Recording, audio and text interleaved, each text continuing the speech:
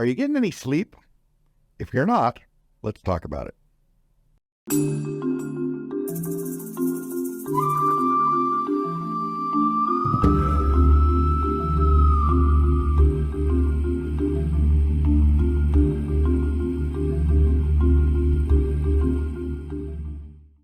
Hi, I'm Dr. Patrick Jones from the Homegrown Herbalist School of Botanical Medicine, and I wanted to talk about insomnia.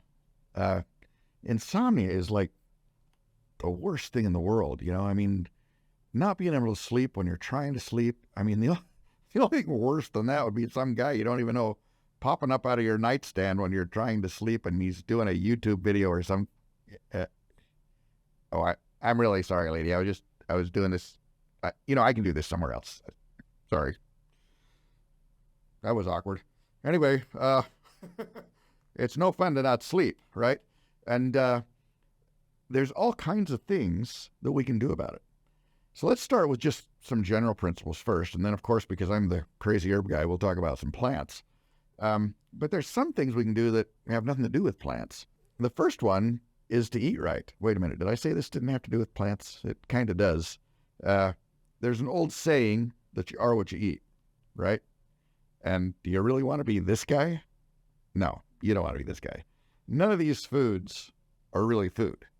And all of them make you feel lousy, you know. They cause inflammation, they cause indigestion, they cause all kinds of gut problems, they cause problems with your gut microflora. They're just not what we were designed to eat, okay? So they make us feel lousy. And so cleaning up your diet is a really great idea. What if you ate stuff like this? You know, if you would clean up your diet and eat way more vegetables, fresh, good vegetables, and way more fruit, fresh, good fruit, and good quality meat, that can change a lot of things. Just that can really help with insomnia. Another thing we can do is we can get some exercise, right?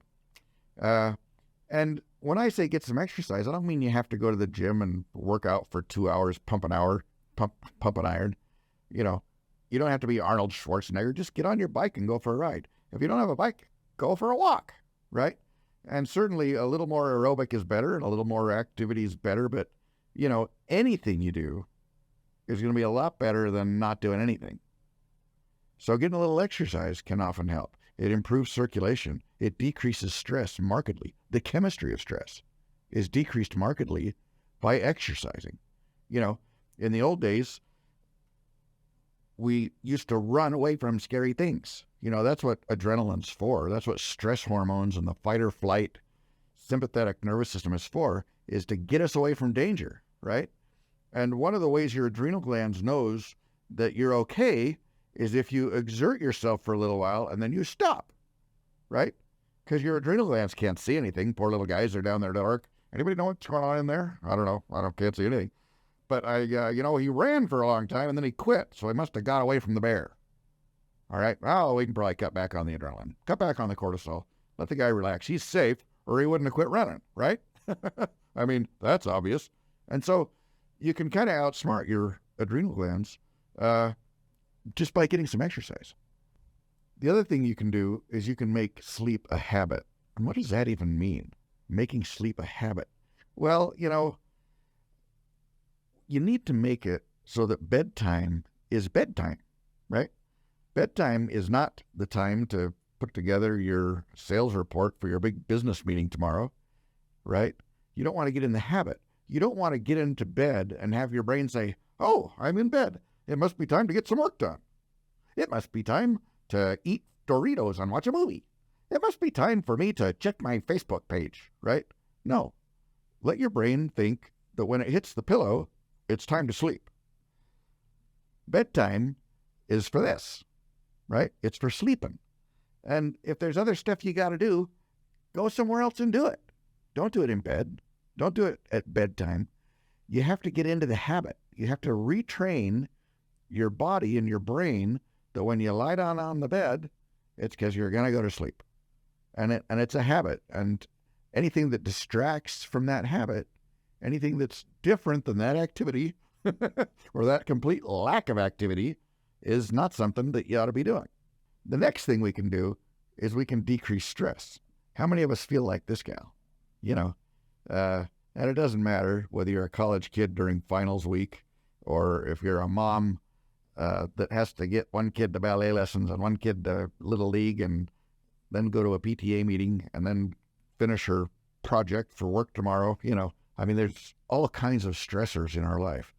And if you can decrease that, maybe you ought to. Sometimes we put too much on our plate. And here I know what I'm talking about because I'm that guy, all right?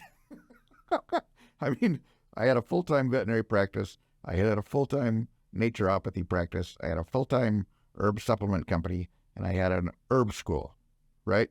And that's just dumb. You can't do everything. There's not enough hours in the day. And you have to have some time that's downtime, all right? And you have to have some time where you say, okay, work was great, but I'm not doing work anymore. I'm going on a picnic.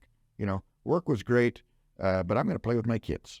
Work was great, but I'm going to take my sweetheart on a date, and we're going to have a lot of fun and do something that has nothing to do with all the other stressors in our life. And these are things you can do. You don't have to quit your job, but you have to be able to leave your job at work and quit stressing about your job. That's what you need to do. And there's things we can do, and you know what they are. You're living your life. You know what all the stresses are. Pull some of those irons out of the fire or compartmentalize your life a little bit so that when you're home, you're home. And when it's the weekend, it's the weekend, And when you're with your family, you're not, the production manager for the company. You're not the salesman for the company. You're not the student or the teacher or whatever it is. You're mom or your dad or you're just you, right? And spend time just doing things that have nothing to do with work when you're not at work. That alone will decrease stress markedly and decrease the chemistry markedly that's causing the stress that's keeping you from sleeping. And while we're talking about that, let's talk about clearing the mind, all right? And we sort of alluded to that, but this is an actual choice that you can make. There's a time and a place to stress. There's a time and a place to work. But you need to think about your mind like it's a stage, okay? And what show are you going to watch on the stage? What play are you going to have on the stage? It's your brain, and you get to decide. And there's times when you can not think about things that don't need to be thought about right now. And bedtime is a perfect time for that, okay? I had a case years ago of a gal that had really, really severe eczema, really bad eczema, and she'd been getting all kinds of medications from the doctors, and nothing would fix it. And so I asked myself, well, why isn't anything fixing this? And I started asking her what's going on and how's she doing. And she tells me she's going through this really bad divorce and her husband's a dirtbag and she's working 3 jobs and he's not paying any child support or any alimony or this or that. And her life's crummy because of this guy. And I said, okay, so we're going to have a rule. We're going to have some rules about nutrition and we're going to take some herbs and we're going to do some other things. But one of the rules we're going to have is you're not going to think about your husband after 7 o'clock at night. Okay? Be mad at him all day if you want to. That's okay. If that gets you somewhere, that's okay. But after 7 o'clock at night, you don't think about him anymore. Okay? You clear the stage and you get a better show.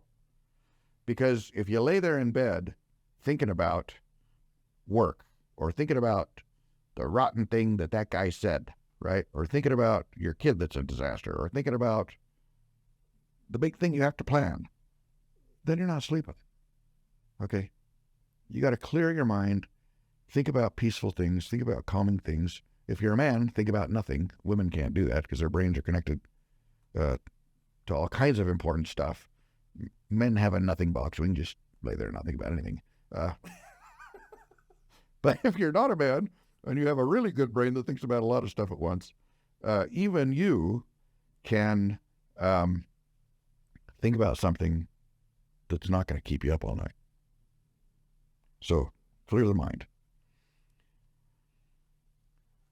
And another thing that's sort of on the same vein, and we've touched on this a time or two, is ditch the screens. There's a time and a place to watch a YouTube video or check your Facebook page or check your emails or whatever, right? This is not the place and time to do that, all right? This is, again, bedtime is for bedtime. Bedtime is for sleeping. It's not for staring at a screen. And I'll tell you, it's not just that you're doing something besides sleeping, but you're actually doing something that will markedly decrease your ability to sleep. Because especially with social media applications, they're designed specifically to engage your brain, to stimulate your brain, right? They're hiring professional psychologists and neurologists and brilliant computer programmers to write algorithms to stimulate your brain and to keep you engaged and keep you focused and keep you interested and keep you excited and keep you pushing buttons and swiping things and, engaging and participating and checking and, doing all these things, because the minute you quit doing that, they're not making any money. All right? And so it's a purpose-driven protocol for stimulating your brain. And that's the last thing you need before you go to bed, or especially if you're in bed. And so if you're having insomnia, one of the things that I always tell people is ditch the screens for an hour or two before you go to bed, right? And I'm not saying you can't watch TV or a movie or something before you go to bed, but, don't watch something exciting and exhilarating, Unless you're my wife. She has this different kind of brain. The minute there's a car crash or a car chase or a gunfight in a movie, she zonks out, so that... But anyway, everybody's brain's different, I guess. But anyway, ditch the screens. They're not going to help you sleep.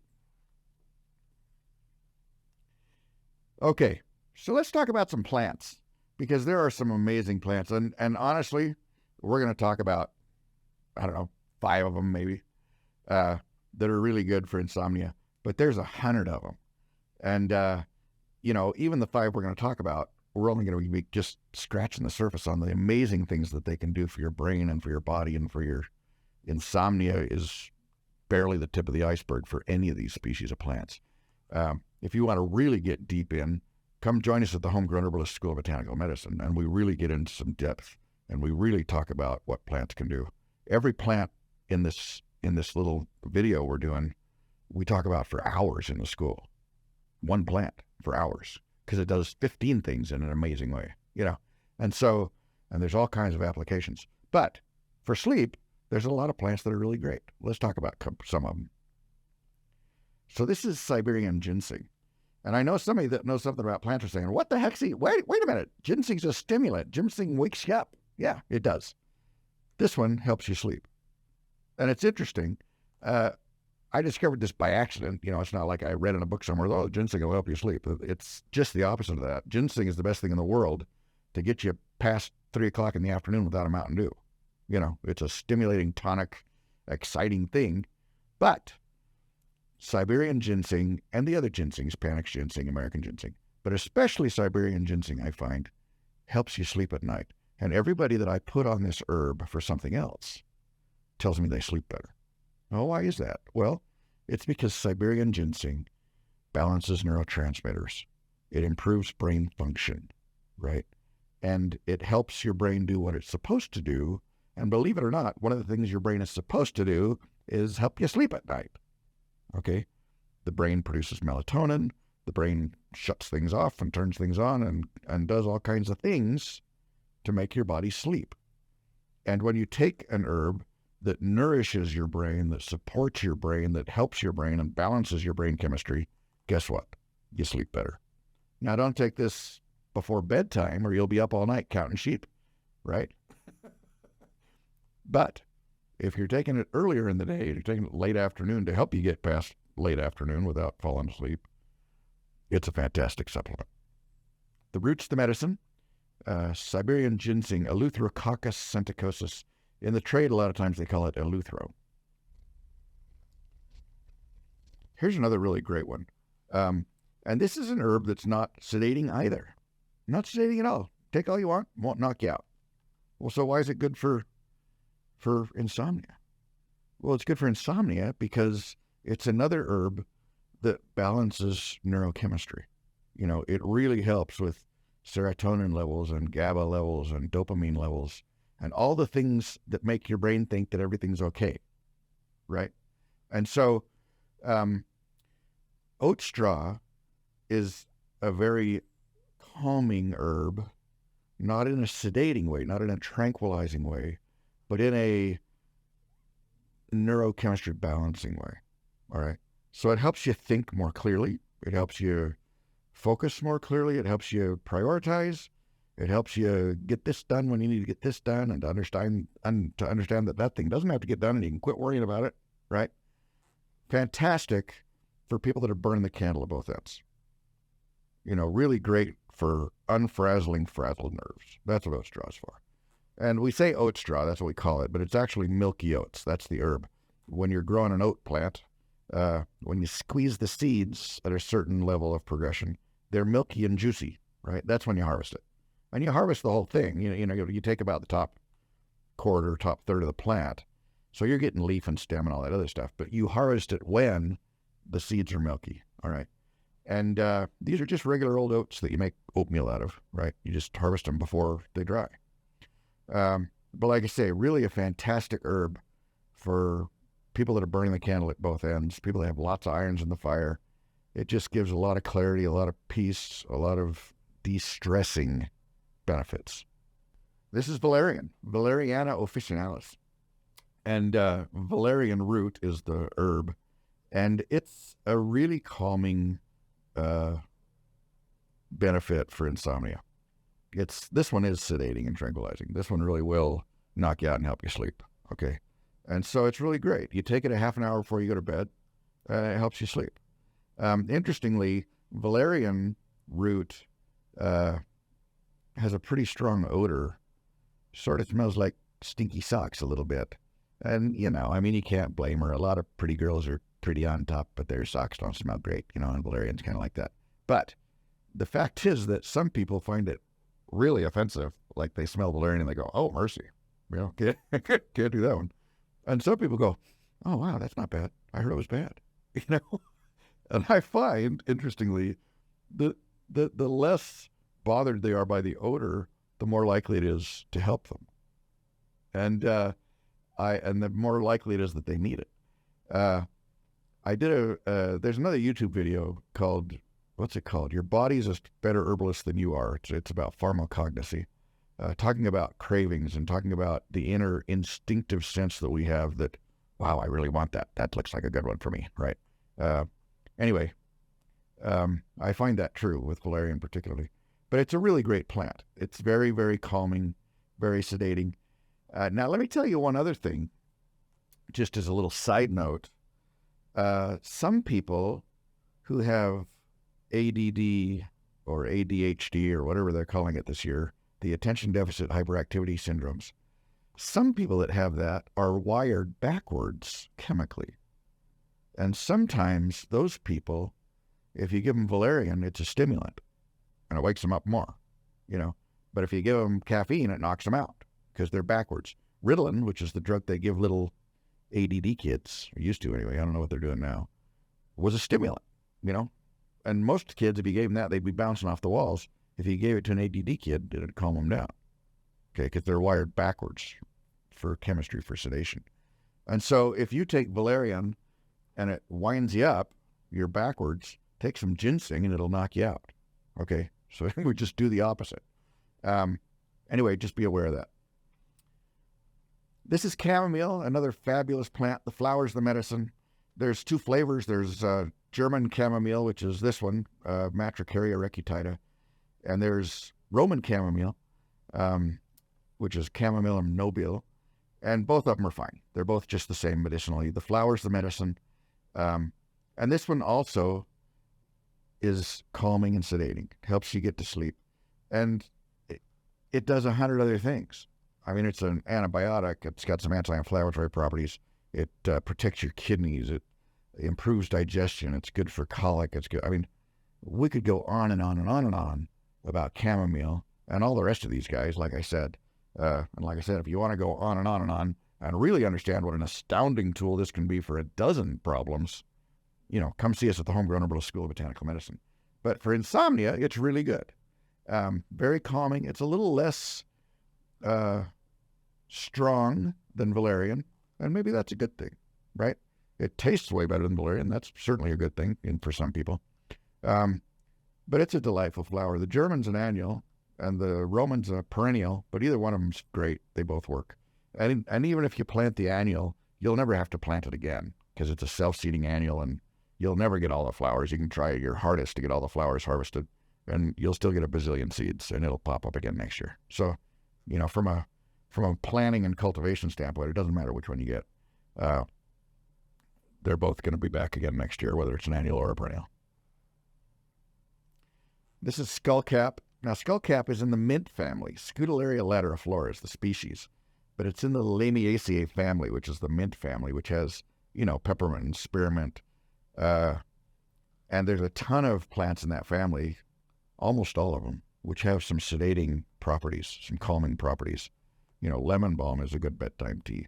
Lavender is very calming and sedating. There's a lot of them. And so Skullcap is sort of the king of the hill with this as far as the sedating properties of a mint family plant. Really, really strong, really helpful for serious insomnia, really help you get to sleep. And again, it has all kinds of other properties. It's like the best thing in the world for pain. I use it topically for pain as a tincture, and again, how many rabbit holes are there for these guys? It does a lot of things that are really very powerful and very beneficial. But one of the things, which we happen to be talking about in this video, is insomnia. It's really great. And so it's really, really interesting to me. I have a lot of clients. I'm a naturopath too, right? And for a lot of years, I had a veterinary practice and a naturopath practice. And so I get a lot of cases of insomnia. And in addition to all these things we've talked about, I would talk to folks about all these things. But when I gave them the herbs, I would say, take this half an hour before you go to bed, ditch your phone, throw away the Doritos, and go to bed like you mean it, right? Don't take your laptop with you. And then take the herbs about a half an hour before bed, and it'll help you sleep. But it was interesting to me that nobody needed that for very long. Nobody needed the herbs for very long because the body is, and I always say, if you give the body what it needs, it'll fix itself. Okay. And taking the herbs to help you sleep is great. It retrains the body. It reminds the body that bedtime is for bedtime. Bedtime is for sleeping, right? And pretty soon it gets back in the habit of sleeping and you don't need this stuff anymore, right? This isn't a permanent thing that you should have to be taking all your life. This is a short-term reminder, a short-term nutritive resource, biochemical resource for your body to help it get through this mess for now until it can regroup and rethink and figure its job out and do its job, which is to sleep at time. So a lot of these herbal interventions, in my experience, are pretty short-term, maybe a few weeks, maybe a month or two, for a bad case. If you're doing all the other stuff we talked about, then this really will help you, and it isn't something you'll have to be on long-term. I do have, of course, a couple of formulas. The Rest Easy formula has the sedating herbs we talked about. It's got valerian and chamomile and skullcap.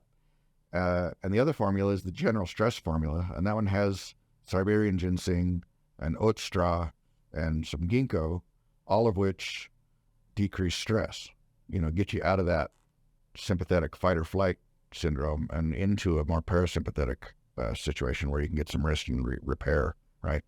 So sympathetics, fight or flight, parasympathetics, rest and repair. And that's a better place to be. That's where you want to live, okay? Anyway, these formulas are available at homegrownherbalist.com, and they're not the only solution. I mean, I could make 100 different formulas with 100 different plants, and they'd all work just fine for insomnia, okay? But this is a good one. So I hope you've enjoyed the video. If you did, click the little like button. If you got questions, put them in the comments. I try and get to those. If you know somebody that's not sleeping, I hope you'll share this with them, and then maybe they can get some sleep too. if you'd like to learn more about herbal medicine, I would love to join you on that journey. The Homegrown Herbalist School of Botanical Medicine is a tremendous resource. It's vastly less expensive than it ought to be compared to other programs that have nowhere near the content and don't give you lifetime access. This is really the one you want to be in. I'm a veterinarian, so you get that perspective. I'm a naturopath, you get that perspective. I got a lot of letters at the end of my name from going to veterinary school, so I understand pharmacology and physiology and biochemistry and all kinds of things that a lot of herbalists don't understand. I had years and years of practice in the veterinary practice doing things with herbs that nobody gets to do. Gunshot wounds, sepsis, gangrene, rattlesnake bites. Most herbalists aren't doing any kind of that sort of stuff because of, they don't have a piece of paper on the wall that says they can do whatever they want with herbs. I have that piece of paper for your dog. And so because of that experience and that opportunity, the veterinary practice was this astounding laboratory where I could really do anything I wanted with herbs. And we learned and developed a ton of really remarkable strategies for fixing stuff. So I'm Dr. Patrick Jones. Have a great day. Appreciate you listening.